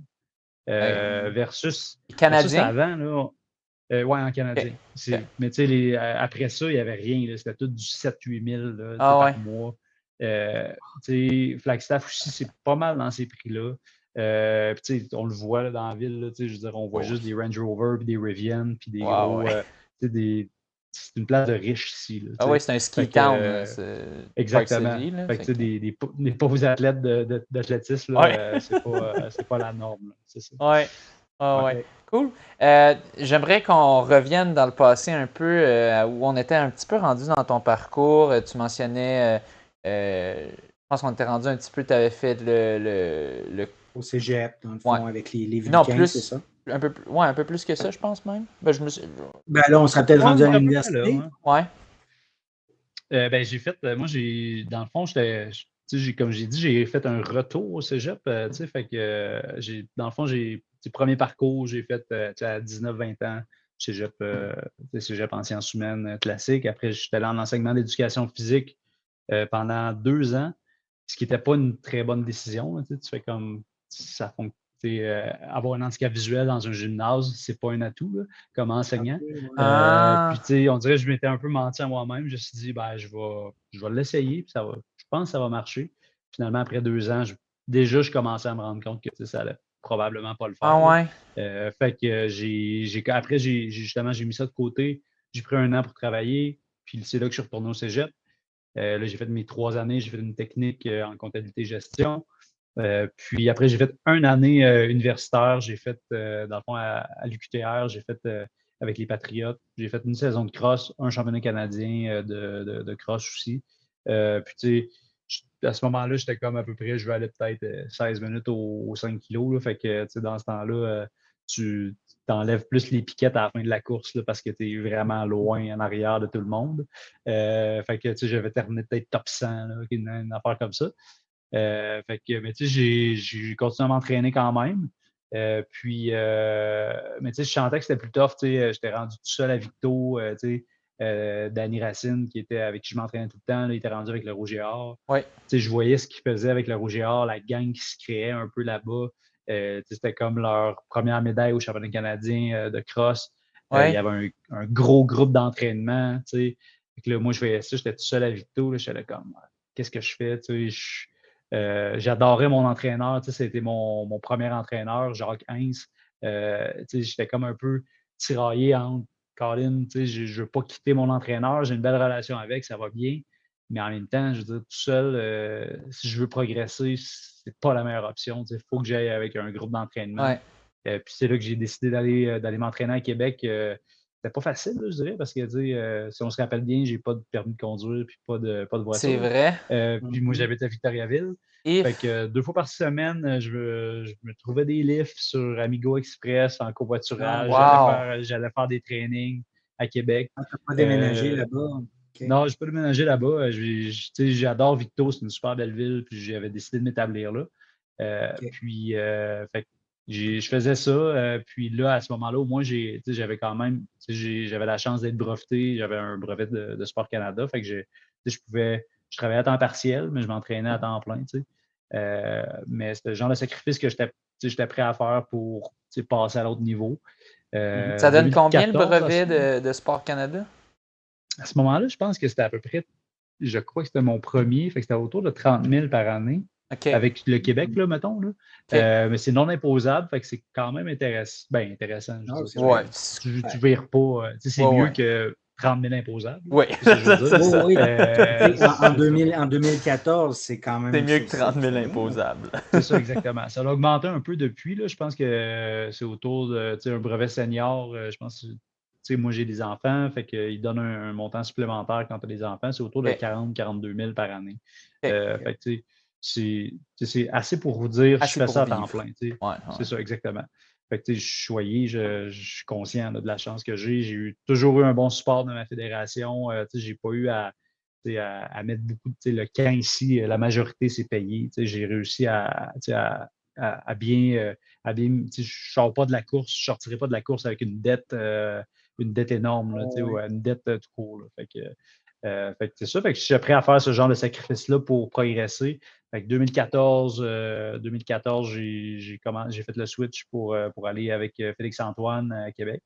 Puis là, je m'entraînais à cette époque-là, avec c'était un peu je dirais la jungle, le gros groupe à Québec, là, c'était. Moi, j'ai aimé ça, c'était si tu veux progresser, si tu veux, je dirais des fois, aller chercher le respect du groupe, c'était comme, ben, prouve-le en course, puis montre que t'es bon, C'était un Faut peu que tu la loi, suives, là. c'était un La peu, loi de la jungle. mais c'est vraiment ça, puis je pense que c'est ça qui m'a peut-être poussé, ça a vraiment fait sortir mon esprit de compétition, puis j'ai tout le temps été un gars compétitif, fait que j'ai vraiment aimé ça, c'était super le fun, j'ai progressé énormément, je suis rentré là, je faisais 16 minutes, 16 minutes aux 5 kilos, puis j'ai fini, je faisais 14-23, fait que c'était une grosse progression, mais c'est la symbiose du groupe, la synergie. C'était une belle époque là, de la course. On dirait que tout le monde brisait les étapes ensemble. C'était comme les premiers sub 15 au Québec. Ça faisait des années qu'on n'avait pas vu ça. Oh Là, oui. finalement, tu vois un premier qui fait sub 14, tu fais comme, ben là, on va pas juste faire sub 15. Les autres visent sub 14. On va s'essayer nous autres aussi. C'était un peu la mentalité qu'il y avait à Québec. Puis c'était une belle dynamique. Il y avait beaucoup de caractère aussi, là, des personnages dans ce groupe-là. C'était le Comme fun. qui? C'était super. Ouais. Ben, il y avait Benjamin Raymond, Anthony Larouche, Ouais. des gars de même. Jean-Samuel, qui est un personnage en soi qui est plus tranquille, super low-key. Ouais. Charles Philibert, c'est drôle, je l'ai comme un peu. Moi, je le côtoyais un petit peu moins. Puis après ça, il y a eu Antoine Thibault aussi qui s'entraînait avec nous. C'était comme toute cette gang-là de cette époque-là là, que j'ai vraiment couru plus avec eux. Ouais. Maxime Lapierre, dans le Oui. temps aussi, c'était un personnage en soi. C'était plein de beaux souvenirs de camp d'entraînement qu'on a eu avec ces gars-là. C'était drôle. Là. On avait du fun. Au premier camp, c'était pas des camps de luxe, là, mais on avait du fun, puis on s'entraînait fort. Puis des fois, ça marchait, des fois, ça marchait pas, mais c'était le fun pareil. Là. Qu'est-ce que tu veux dire, ça marchait C'était quoi pas? ton épreuve, ta distance clé à ce moment-là? C'était le 1500? À ce moment-là, je m'entraînais vraiment pour le 1500. C'était la seule épreuve qu'il y avait dans ma catégorie au jeu. Puis en 2015, ils ont mis le 5000 au championnat du monde et au jeu. Donc là, j'ai vraiment plus focusé là-dessus. Mais mes épreuves, c'était vraiment, j'ai vraiment focusé plus. Dans les débuts, c'était 1500. Après ça, 3000, 5000, là, c'est vraiment les épreuves que j'ai plus focusé. Puis rapidement, j'ai mis le cross-country de côté. J'ai fait quelques 10 000, là, mais pas beaucoup. Je pense que j'en ai fait 2. Mais c'est vraiment, j'ai mis le paquet sur le 3000, 5000, 1500 aussi. Là, ouais. OK. Ouais, vas-y, Mathieu. Vas-y, François. Bon, ok, je vais y aller. En fait, Vas-y, Mathieu. J'allais dire, par la suite, mettons, c'est quand qui arrivent les premiers, justement, championnats du monde ou Jeux paralympiques ou. J'ai eu mes premiers en 2013, dans le fond, avant de changer d'entraîneur. Avec mon premier entraîneur, j'ai fait les mondiaux sur 1500, je pense, à cette époque-là. Je pense que j'avais terminé quatrième à mes premiers mondiaux. Le niveau en pareil évolue énormément. Là, avant, tu faisais 3,55, tu médaillais au championnat du monde. Là, OK. Maintenant, à cette heure, il y a comme. Il y a probablement 6-7 gars qui font en bas de 3,50, des 3,41, 3,44. Le Pas la niveau est même vraiment game, fort. là. À C'est pas la même chaque game. 4 ans, ça évolue. Exactement. C'est bien. Fait que 2013, j'ai commencé un peu. Puis là, 2015, c'était les premiers championnats du monde qui avaient le 5000. Puis là, cette année-là, c'était au Qatar, dans la fournaise. Puis j'ai gagné. J'étais champion du monde en 2015. C'était une grosse année pour moi. Puis après ça, il y a eu mes premiers jeux à Rio. Que là, je suis arrivé là avec justement la pression de dire hey, t'es champion du monde. Fait que c'est idéalement, tu deviens champion paralympique, puis au moins une médaille, puis finalement, j'ai terminé quatrième. Ça n'a pas, ça a pas été, c'est ça, ça n'a pas été super. J'ai fait un PB au 1500, mais je te dirais, c'est peut-être la pression des jeux aussi, c'était mes premiers jeux. Fait que c'était vraiment différent. Puis là, après ça, 2017, j'ai eu un autre petit step. Puis après ça, une petite période de blessure, 2018-2019. Mais ouais, c'est un peu ça. Ça a été un peu ça, je dirais 2015-2016. Le gros step que j'ai pris, c'était là. Ouais. Quand tu disais en 2016, c'était au 1500, est-ce que c'était parce que le 5000 n'était pas au jeu encore? Oui, il était au jeu aussi. Dans le fond, à cette époque-là, je faisais les deux. Ah oui, OK. J'ai fait 1500 et 5000 au jeu. Ouais. OK. Puis 10 000, c'est au jeu aussi? Non, il n'y a pas de 10 000 avant, Ah! il y a déjà eu plusieurs années, mais non, 10 000, il l'a pas. Il n'y a quasiment pas de 800 mètres non plus. Il y a Ah! OK. presque pas de 200. C'est vraiment bizarre. Ouais, OK. il y a pas de perche. Vous ne verrez pas de perche aux Jeux paralympiques. Ben, ouais, C'est OK. vraiment. Ouais. On peut s'en passer, non, c'est pas vrai. Non, Euh, non, mais je veux dire, non, c'est une blague. Mais je oui, peux comprendre que les ouais. handicaps vont avoir plus d'impact sur, mettons, la perche parce que, tu sais, genre, je veux dire, tu auras Ouais, probablement très peu de ta catégorie ou des catégories similaires que tu vois pas grand-chose si faut que tu te mettes à l'envers puis tout, puis que ça peut exact. virer dangereux C'est assez ça. rapidement, là. Puis à la Mais non, base, il y a 10 déjà 000, moins de monde qui fait de la perche, tu sais, je veux dire, fait que c'est de la aussi, tu sais, course, il je y a pense plus qu'il de y a ça monde qui en aussi, là. font, c'est Ouais. ça, c'est plus Puis le 10 000 accessible. aussi, je pense que ça a été ça leur raisonnement. Ils se sont dit, ben, Il y en a le moins. 5 000, ça se ressemble, fait qu'on va mettre le 5 000, puis OK. ça va être. Ouais. Ah, parce que ça, j'allais te Ouais. demander pourquoi tu mentionnais, toi, t'as moins de vitesse, en tout cas en ce moment. Tu me disais, ah, pourquoi tu n'essayes pas aussi de 10 000, mais ça, il n'y en a pas. Fait que c'est sûr, c'est ça. Ouais, je l'aurais essayé, c'est sûr, je l'aurais essayé. Ouais, c'est ça. Parce Exact. que, Oh, oui, c'est sûr, j'aurais un profil plus ouais, 10 000. Tu sais, je pense que oui. Je pense que ce serait probablement une de mes. Tu sais, si je m'entraînais vraiment pour le 10 000, je n'ai jamais fait vraiment de bonne préparation pour un 10 000. Peut-être une à peu près, là, tu sais. Puis, tu sais, je pense que je serais quand même capable de mieux faire que, mettons, sur 1500. Ouais. ouais. OK. Puis marathon, tu te dis, il faudrait que tu sois T12 pour pouvoir le faire ou Ouais, ouais, OK. exactement. Il l'a juste chez les T12, puis il Ah, l'a juste au jeu aussi. Donc, tu il l'a sais, pas au championnat du monde. si.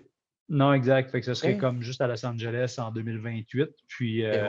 ben, tu sais, tu sais, c'est quoi un build-up marathon, là? Tu Ouais. sais, ça fait quand même plusieurs années que je m'entraîne, puis, tu sais, je pense que en 2028, je sais que je pense pas avoir la volonté puis toute l'énergie à mettre pour livrer une performance tu sais, que je serais content puis que je serais fier, là.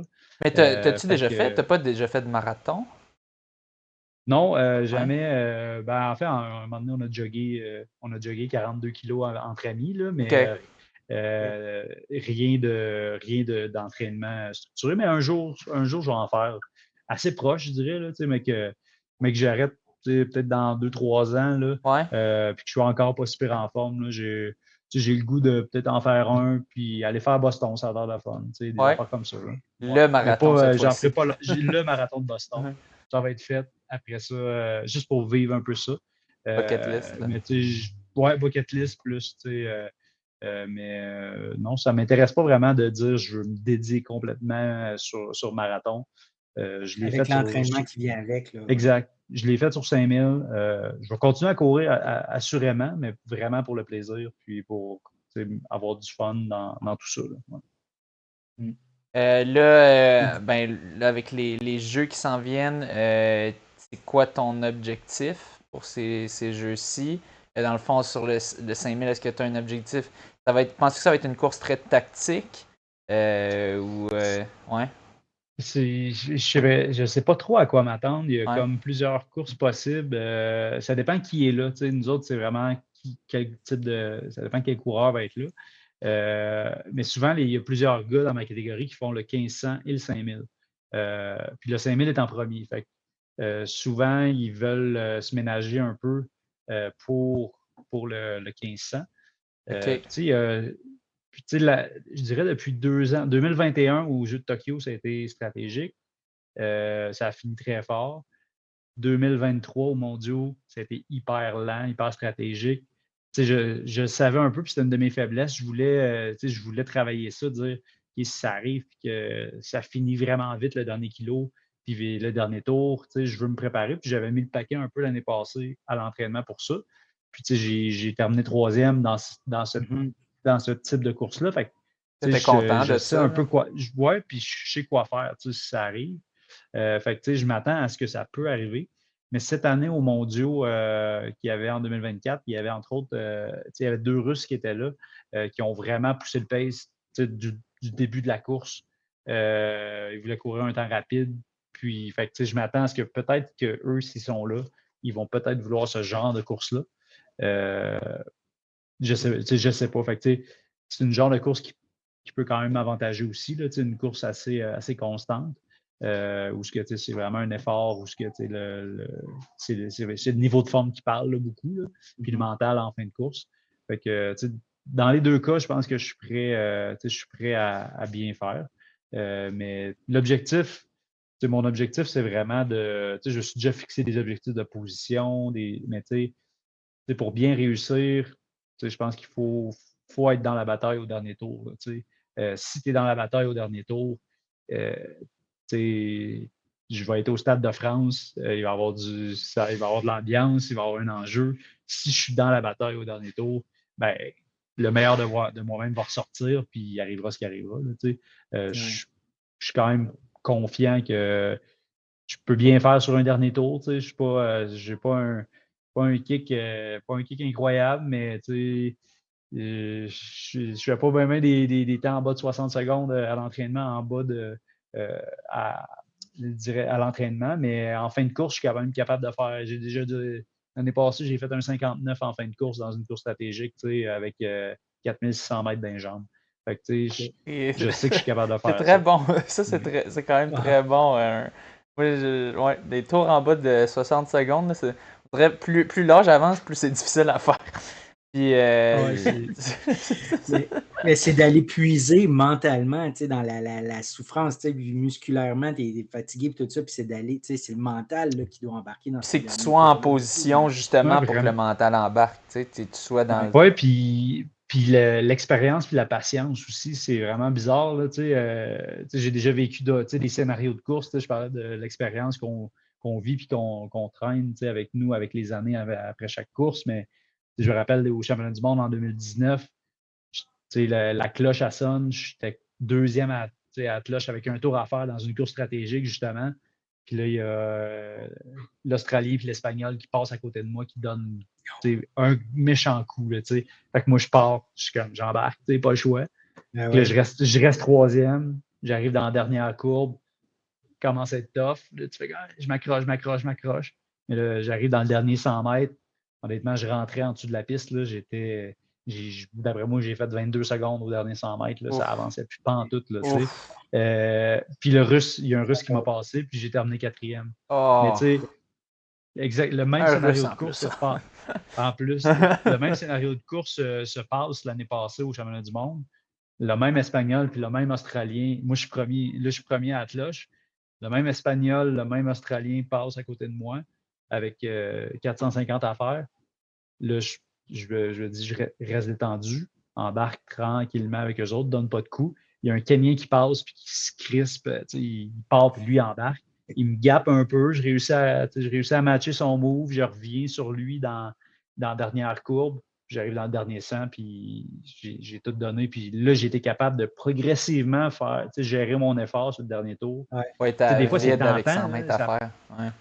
Tu arrives avec, t'arrives avec le dernier tour, puis là, les gars, ils passent à côté de toi. Tu fais comme, faut pas que je parte tout de suite. Je sais, si je veux faire mon meilleur dernier tour, je peux pas faire ça. C'est un peu l'expérience que ça vient avec les années, puis comment gérer son effort. Je pense que c'est comme ça qu'on apprend de chaque course. Puis en vieillissant, je dirais, le cadeau de vieillir, c'est ça. Là, on apprend à mieux gérer avec l'énergie qu'on a. Là. Ouais, puis toi, dans le fond, tu dis que ton kick, c'est vraiment pas ta force. Tu n'aurais pas avantage, mettons quand il reste un cas, ta stratégie, ça serait comme si le pace est pas mal lent, let's go, push de pace pour essayer d'en Ouais. semer une coupe de bons kickers, mais qui sont pas nécessairement les plus rapides. Ben, l'année passée, j'ai donné, mettons, je suis parti avec 700, c'est moi qui ai pris le lead, mettons, là, avec 700 à faire à peu près. J'ai pas donné un méga coup, mais assez pour que ça se durcisse. Puis, ça a quand même été pas pire. Mais il y a aussi des gars forts. Si je pars avec 1 kilo à faire, justement, il y a l'Australien Jared Lefford, c'est un gars de 3,41. Fait que lui, il est capable d'en faire un gros dernier kilo lui aussi. Fait que, je pourrais pas, il me laissera pas aller là, nécessairement, là, je pense. Là. Ouais, mais Fait mettons, que, si tu ça sais, peut t'assurer la deuxième place, mettons, si vous vous ouais, détachez exact. du reste. Tu sais. Ben, tu sais, je pense que c'est sans me détacher, mais je pense que la meilleure option, c'est de durcir le dernier kilo, tu sais, de ne pas attendre Ça, juste au dernier tour. c'est Tu sais, ça. de dire, ben, progressivement, je drop peut-être un 68, tu sais, puis après ça, un 65. Puis après ça, le dernier 200, ben là, c'est all out, Tout ce que puis tu peux, mais donne ce qui ouais. reste. Là. C'est ça, Ouais. exact. Mais tu sais, OK. c'est vraiment, je pense que ce serait la meilleure façon pour moi de faire un bon dernier kilo, je pense. Mais tu sais, c'est de l'exécution le jour de la course aussi, là, rendu là. Tu sais. Ouais. Vous autres, c'est direct final ou est-ce qu'il y a des qualifs? Ouais, c'est direct final, nous Ouais. autres. Ouais, exactement. Ouais. OK. Au 1500 aussi? Pas les 15, des fois, il y a des qualifs au 1500. Ça n'arrive pas souvent. Des fois, ils décident de pacter un peu, ils mettent 14 dans la finale. Mais Ah ouais, OK. d'après moi, ça devrait être une finale directe aussi au 1500. Puis, tu sais, comme je le mentionnais plus tôt, tellement, tu sais, c'est niaiseux, mais tu sais, pour se classer pour les Jeux paralympiques, exemple au Canada, si tu n'étais pas top 6 au monde, tu ne te classais pas. Là, tu sais, fait que, tu sais, le niveau aux Jeux paralympiques, Tellement peu de les autres monde. pays sont dans la même situation aussi. Il y a beaucoup de monde. Là, tu sais, le gars qui aurait été 9e, il aurait été bon pareil aussi. C'est juste qu'il n'y a pas beaucoup de places disponibles parce que la Fédération internationale en a décidé ainsi. Là. Fait que, tu sais, ça arrive que les finales, il y a juste 8 personnes, mais tu sais, Ouais. tu sais qu'il n'y a pas, c'est pas Les 8 top 8. touristes. Là, Ah ouais. c'est vraiment du monde qui ont toute une chance de médailler. Là. Ouais. Fait que, tu sais, c'est vraiment compétitif une fois que tu es rendu au jeu. Tu sais, des finales directes. Puis, c'est ça. Fait que, tu sais, OK. Ça ouais. donne pas beaucoup de chance. Ou tu sais, comme l'option de repêchage cette année aux Jeux olympiques, il n'y a pas ça aux Paralympiques. Non, exact. Non, nous, ça va être justement des finales directes. Dans le fond, souvent, ça risque d'être des finales à 8, 10 peut-être, là, au mieux. Là, c'est Ouais. comme ça, ouais, exact. Et toi, tu as qualifié sur 5000. Est-ce que tu fais aussi le 1500? Je ne suis pas sûr de comprendre.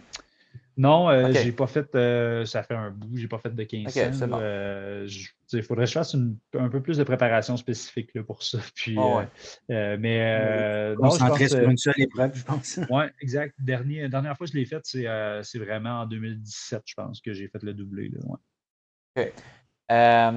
Cool. Si on revient à l'année 2018, tu disais blessure. Est-ce que tu veux nous en parler un peu? Qu'est-ce qui s'est passé Oui, cette année? absolument. Ben, ça a commencé un petit peu justement quand on était ici à Park City avec toute Ah. la gang du. Oui, c'est ça. Ouais, ça me dit Ça de a quoi un peu? commencé. Ça me dit de quoi? Ouais, ça a commencé. J'ai eu, je pense, ça allait bien. Tu sais, j'avais une petite douleur à l'ischio, tu sais, à l'attache de l'ischio. Puis là, ça allait bien. Tu sais, puis tu te comptes un peu des menteries. Là, des fois, tu fais comme, ah, c'est pas super. Je pars, tu Est-ce sais, que tu le convaincs? Ouais. je m'échauffe 5-10 minutes, puis ça part. Tu sais. Puis là, je pense que justement, on avait couru un 5000 À ensemble cette fois-là, Portland. François, À à Portland. Portland, Puis je me exact. souviens, toi, je pense que ça s'était pas bien passé, il me semble. Je pense qu'on avait fini celui-là. Je sais qu'il y en Pas a un que sûr, ça je suis s'était pas sûr. bien. Ouais. Celui-là, je pense qu'on était dans la même vague. On a fini Oui, 1-2, toi et moi. ça se peut. Fait que moi, Oui. j'avais fini 14-24. Toi, tu avais fini 14-21, je Ah, pense, OK, quelque fait que chose du c'était genre. bon. Laisse faire. OK, non, c'était ta Ben, meilleure course. c'était C'est une ta meilleure. c'était une de mes bonnes. Là. OK, oui. J'avais fait à 1 seconde dans mon PB, là, OK, pratiquement. non, c'était l'autre. C'était Euh, l'autre après que ça va pas bien été. c'est ça. Oui. Puis là, j'étais arrivé, l'autre après, ça s'était pas bien passé. J'étais parti un peu vite. Puis là, la douleur était encore présente à l'ischio. Puis après, ça a commencé à se tomber dans le tendon d'Achille.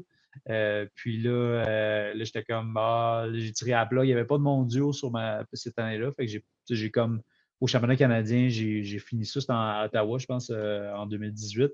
J'ai terminé ma saison là. Je dis, je vais prendre off tout de suite. Ça va être correct. Puis je vais me préparer. Puis là, je repars après, tranquillement. La douleur est encore là, un peu moins pire. Là, au mois de septembre, quand je commence à faire des grosses semaines, j'étais au physio 3 fois par semaine, puis ça ne marchait pas. Là, j'ai arrêté de courir, j'ai pris une pause de 2 semaines, j'ai recommencé. Le l'ischio, ça allait vraiment pas bien, tu sais, puis ça a été je pense qu'en février 2019, je faisais encore du fractionné course-marche, j'étais encore pogné là, avec ça. Ah, oui. Euh, Puis là, j'ai travaillé avec une nouvelle physiothérapeute à Montréal que je travaille encore avec, là, Éléonore Turgeon-Fournier, qui est excellente, avec l'approche Connect Therapy qui est vraiment bonne. Là, c'est vraiment excellent. Puis j'ai un peu changé ma façon de courir. Essayer de. Avant, j'étais plus. Je bandissais beaucoup, je courais beaucoup avec ma chaîne, les ischios, les mollets. Là, je recrutais pratiquement pas mes fessiers. Fait que Ouais. surtout que je faisais des grosses Erreur semaines classique. de training. C'est ça. Surtout que je faisais des grosses semaines de training, j'étais comme. Il y avait des bobos qui ressortaient, là, soit aux mollets ou aux ischios. Puis là, j'ai comme reparti vraiment là, de la base, changé ma foulée, ma façon de courir. Puis j'ai réussi à revenir en 2019. Je suis classé juste à temps pour les mondiaux. Je suis terminé 4e. Puis c'est ça fait que ça a recommencé. Puis j'ai pas eu de. Ça a réglé mon problème d'ischio-jambier depuis. Là, j'ai plus jamais ces problèmes-là. J'ai eu quelques blessures, là, mais depuis, je dirais que j'ai pas manqué beaucoup de journées d'entraînement depuis 2019, là, à cause d'une blessure. Là. J'ai rarement été autant en santé. Là. C'est vraiment impressionnant ce que ça peut faire. Là. Fait que tu as vraiment été impacté une grosse année. Là, Ouais, 2010, quasiment un an, là, assez que j'étais rendu que je me questionnais, là, je suis comme, je vais encore courir, là, ça revenait, oui.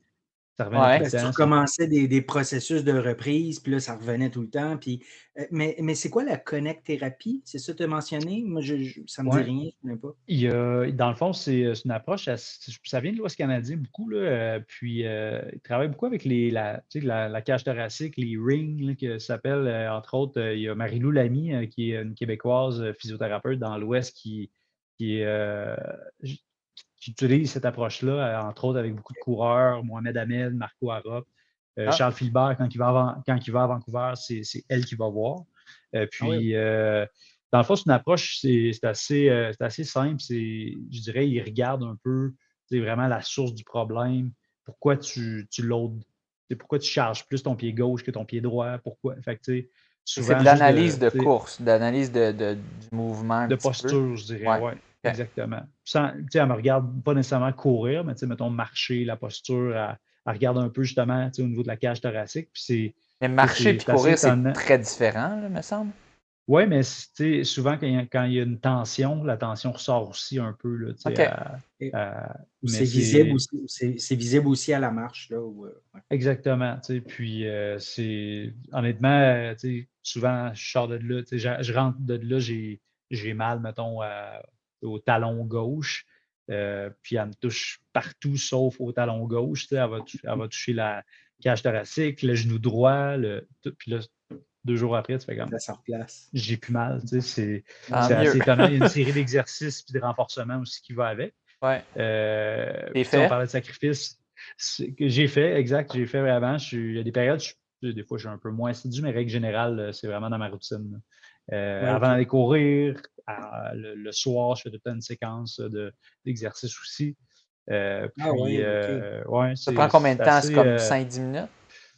À peu près, c'est ça, une dizaine de minutes par l'échauffement aussi. J'utilise un massage gun avant de partir. Je fais comme plus d'affaires qu'avant. Avant, je mettais mes souliers. C'est ça. Là, la vieillesse, il faut faire une petite routine avant de partir. Là. Ouais. C'est drôle, puis on riait un peu. On allait des fois, on allait en camp d'entraînement, puis il y avait du monde de l'Ouest, mettons, ou de l'Ontario, puis ils étaient là avec leur rouleau, puis ils se roulaient. Qu'est-ce qu'ils font là? Nous autres, on part, là, tout le monde. Puis, maintenant, toi, t'as ton exactement, j'ai toute ma routine exact. Puis, Maintenant, ça vaut la peine. Puis, je est à Montréal, je suis à Victo, là, fait que c'est un peu le même problème que j'avais pour quand j'allais m'entraîner à Québec. Fait que, j'essaie de planifier mes rencontres d'avance, puis de me trouver des livres pour aller là-bas. Quand je pars, c'est une journée de traitement, je vais une fois par mois. Une fois par mois? Oui, exactement, oui. OK. Je pense qu'on a pas mal fait le tour de ton parcours. Y avait-tu d'autres éléments, mettons des moments forts? J'imagine ton PB, tu étais quand même content quand tu as couru ça, mais en même temps, tu avais comme le stress de blessé quand tu as fait le. Je suis surpris quand même que. C'est vrai, j'avais vu dans ta fiche World Athletics, ton PB c'était ça, 14-24. J'avais pas réalisé que c'était dans la course avec moi à Portland. J'ai fait. En fait, l'année d'avant, j'avais fait aux mondiaux, j'avais fait 14-23, mettons. OK. Puis après, je l'ai refait aussi en 2021, j'ai refait 14-23 au 14-24, je pense, d'une course aux États-Unis aussi. Là. Fait que je OK. l'ai fait dans ces eaux-là, je l'ai Tu l'as fait fait vraiment une 3 couple de fois, fois. Là, mettons. Là. Ouais, OK. mais ça, cette course-là, ça allait vraiment bien. J'étais comme début de saison, après un camp, c'était un de mes 14-24 les plus faciles. Ça allait bien. Ah Fait ouais. que, Non, là, je me mais souviens. Là, ouais. j'ai eu un flash. Là. Moi, je me souvenais surtout de la bouteille qu'il donnait à la fin. Ouais, il donnait une bière à la fin. Oui, Ouais, mais c'était il comme donnait une une genre bonne de IP. bouteille de vin, mais que je pense que c'était de la bière. Là. Ouais, Mais ouais. ouais. c'est Mais non, vrai, je me je souviens. rappelle Ah bien ouais. de cette course-là parce que dans le fond, on était, tu sais, il y avait tout moi, puis il y avait Ouais. tu sais, je te dirais, il y avait pas, après ça, il n'y avait pas grand Ah non, on monde. était à Fait que, tu sais, on est pas l'avant-glande. mal parti. Oh oui, on était C'est dans la ça, on vague était glande. tout Ouais. moi pas mal. Ah ouais. Puis là, je me rappelle, puis là, tu sais, tu pars, tu leads une bonne partie, tu sais, puis là, à un moment donné, je pense qu'après 4 tours, tu sais, je passe en avant, puis tu sais, je drop un bon tour, là, tu sais, dans ces eaux, sur le pace, là, genre un genre de 69, là, quelque chose du genre. Ouais. Puis là, je dis genre, tu sais, là, je me repasse, puis tu redonnes un coup comme si tu voulais. Tu sais, fait que là, je me suis dit, bah, Oh ouais, vas-y, moi, François, je vais te suivre. oh Puis non, là, c'est ça. Fait ouais. que t'as vraiment fait une belle course, cette course-là, parce que moi, j'étais dit, je check bien ça, je vais le kicker dans le dernier kilo, parce que tu vas Il va avoir fait une bonne casser. partie de la job.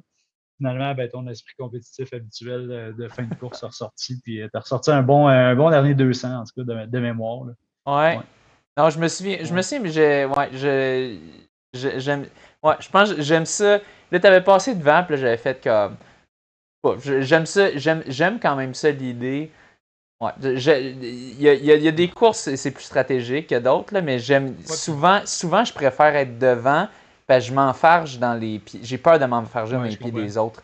C'était des belles conditions aussi. Là, à Ouais, Portland, cette soirée-là, c'était parfait. Là, c'était ouais, vraiment une belle course là, de ouais. mémoire. Là, en tout cas. Non, Ouais. non, puis c'est fou, tu sais, je serais content de refaire un 14-24 demain.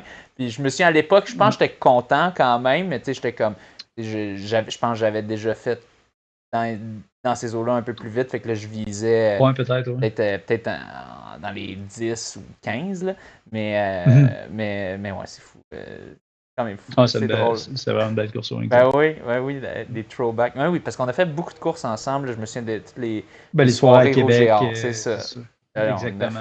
on Ouais. a fait une méchante couple. Je me souviens, t'étais-tu là dans la course quand c'était la première course qui avait eu genre plein de sub 15? Avec Max, il y avait moi, le Euh, duel, moi, Maxime Lapierre. T'étais-tu dans celle-là? Puis qu'il y avait eu. je pense que oui. Ouais, Il y en a eu une. En fait, ouais, je pense que j'étais là.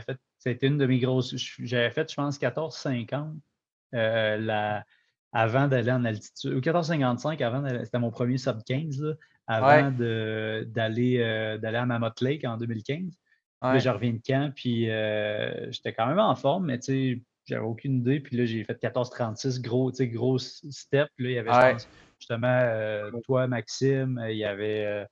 Bon, je pense que c'était toi et Maxime en avant de mémoire. Puis il y avait peut-être quelqu'un d'autre, mais Ben ça Raymond, date je là, pense de. que. Je me souviens qu'il était Ben avec nous avait un fait bon bout. 14,30, je pense. Là. Ouais. Ouais, des affaires dans ces eaux-là. Là. Ouais, exact. Ah ouais, puis c'est ça, c'était comme un. C'est ça, je me souviens, là, Eric Fournier, qui son post, il y avait genre, je sais pas, 10 ou Ouais, 15 sub exact. Ouais, 15. Puis là, ouais, non, des beaux souvenirs. Euh, vraiment. ouais, cool. On a Oui, parlé. Non, mais attends, vas-y, je Mathieu. voulais juste faire une récapitulation pour être sûr. On a parlé de ta médaille de bronze au championnat du monde en 2023. En Oui, 2015, c'était l'année que tu étais champion du monde, tu avais terminé ouais, premier. exact. Ouais, exact. Quelques fois quatrième position, mais est-ce qu'il nous manque, y a-tu des podiums qu'on n'a pas parlé? Ben, probablement une de mes, justement, 2017, là, c'était où justement que c'est encore mon record personnel là, au 5000. 14-23? C'est ça, exact. Ça, c'était une de mes plus belles courses à vie. Tu sais, Ouais. j'étais dans le stade, justement, des Jeux de Londres au championnat du monde.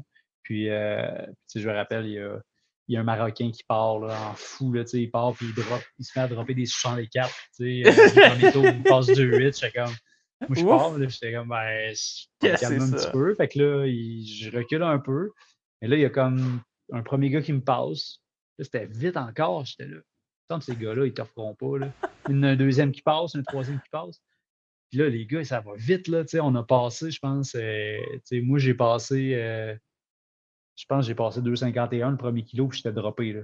Fait que là, j'étais comme, ben là, je comprends, il faut partir vite, mais moi, j'étais sûr que les gars allaient complètement exploser. Là, je me suis ramassé à courir tout seul toute la course. Là, tu arrives après 2 kilos, là, tu fais comme, bon, il ne casse pas. 2,3 kilos, il ne casse pas. Tu arrives à 4 puis il ne casse pas. Hein? Là, j'étais encore tout seul. Puis là, je suis passé peut-être 8,35 à 3000. C'est quand même vite là, pour Ben moi. oui. Puis j'étais encore largué. Fait que Aïe, là, je suis aïe. comme. Là, je continue. Puis À là, 4K, finalement, les ils n'ont gars, pas ils commencent à. cassé. Oh my Non, mais ils ont God. commencé à ralentir au 4e kilo. Ok. Puis là, moi, j'étais loin. Puis là, le premier Marocain a droppé. Celui qui était parti en fou au début, il a comme juste arrêté la course. Puis là, les 3 autres, là, il y avait 3 gars. Il y avait un Kenyan, entre autres, qui avait comme un peu débarqué des 2 premiers. Puis là, moi, j'étais loin, j'étais peut-être à, honnêtement, 30 mètres, là, environ 40 mètres. Puis avec 2 tours à faire, fait que là, j'étais là, il faut que je revienne tranquillement sur lui. Puis là, j'arrive dans le dernier tour. Puis là, je me rapprochais. Puis là, avec 300 à faire, j'ai kické mon meilleur dernier 300 à vie dans une course. Ah ouais, OK. Puis là, j'ai fait mon PB, puis j'ai terminé 3e. Puis, mentalement, c'était une course vraiment challengeante, là, dans le sens que tu te poses des questions, tu Tu te dis, retrouves tout seul, là. C'est ouais, tu te comme, retrouves tout je seul, fais puis quoi? les gars, ils ralentissent pas, là, tu fais comme, Tu ils vont perdu, là? ralentir, mais ils Ouais. ralentissent pas. À un moment donné, tu perds un peu de l'espoir.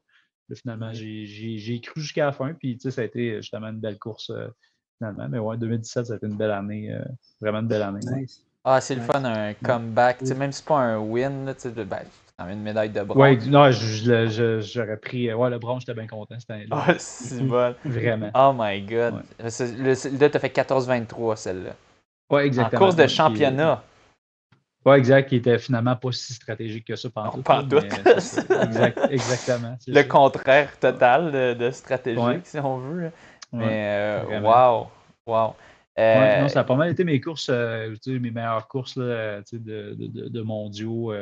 C'était vraiment des belles expériences. J'ai eu la chance de courir dans les plus beaux stades au monde. Le Ben stade de oui. Tokyo, le stade de Londres, à Rio aussi. C'est Tu disais vraiment au trippé là-dedans. Qatar, dans un four, c'était quoi la température? Ouais, nous, on n'avait pas le stade climatisé là, en 2015, des mondiaux de 2000, je pense que c'était 2019, eux qui avaient le stade climatisé. Non, nous autres, il faisait. La course était le soir, mais il faisait genre 33, puis ressenti 40. Là. Dans la journée, c'était 42, 43. Là, c'était fou. Là. Non, c'était un bon fourneau. Là, ça, c'était fou. Au moins, c'est pas un marathon. Moi, Exactement. Ouais. je pense à Mélanie qui avait fait en 2019 le marathon. Non. Alors, moi, j'étais à c'était exactement à cette période-là de l'année qu'il y avait les mondiaux. Là. Fait que, même s'ils l'ont fait le soir, ça n'a aucun sens la chaleur. Là. Au Québec, il fait chaud présentement, là, mais ça n'a rien à voir Non. avec la chaleur du Qatar. Non. C'est ça. Non, Non. c'est vraiment un autre niveau. Ouais. Oh oui, c'est complètement débile. Ouais. Cool. Ben, merci beaucoup. Oui, merci beaucoup, Guillaume. Donne-nous les dates des Jeux paralympiques, pas qu'on manque ça. Faut Oui, regarder ça. malheureusement, ma session est assez de bonne heure. C'est à 10 h le matin, le Ah, c'est pas si 31 pire. août. Pas si pire. Ouais, ben pour moi, c'est pas si pire, mais pour vous autres, ça tombe plus 4 h du matin. Oh, je Ouais, pensais que mais c'était 10 h pour nous. OK. Ah, C'est ça, J'étais exactement. comme crime, il y a des affaires à 1 h du mat ou quoi. Attends, c'est 4 h du Non, c'est pas matin mal pour ça. nous? Ouais, 4 h Mais du matin. mais Ok. c'est le contexte avec les Jeux cette année. On a ça, là, Ouais. on enregistre, on est jeudi soir. Moi, vendredi, mon cadran il est mis à 4h30 pour regarder les premières compétitions de nos Québécois. C'est ça, exact. Tu disais 31 août, ça va être à 4 h du 31 matin pour nous. Ouais. Oui, exact. Puis, la plupart des. Honnêtement, j'invite les gens à aller voir. Il y a plein de belles histoires, il y a plein de trucs vraiment intéressants. Des histoires de résilience assez impressionnantes. Exemple, cette année, le gars un gars, je pense, en canot qui s'est classé, un qui avait eu un accident avec l'autobus de joueurs de l'équipe de hockey je sais pas, des prairies, là, toute l'équipe était morte, il y avait eu quelques. Bref, il y a un gars qui a tombé en fauteuil roulant, mais là, cette année, il va être aux Jeux paralympiques, ce gars-là. Wow. Puis il y a aussi du bon spectacle aussi. Là, le rugby en fauteuil roulant, ça se rentre dedans assez intense. Là. Bref, je vous invite à regarder ça. C'est sur les applications CBC Sports en anglais, puis Ici, principalement aussi sur Radio-Canada, ici probablement. tout.tv, là, Sport, ouais. exact. Ouais. Puis sinon, il va y avoir des heures probablement des récapitulatifs de la journée, des trucs comme ça.